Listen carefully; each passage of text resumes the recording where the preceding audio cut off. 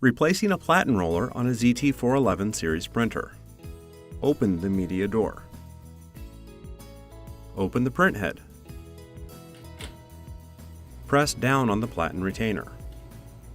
Slide the Platen roller out.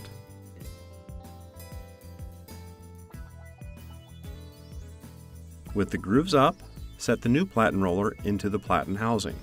Press down and hold the Platen retainer while you slide the Platen roller into the Platen housing. Release the Platen retainer. Clean the Platen roller. Close the print head. Close the media door.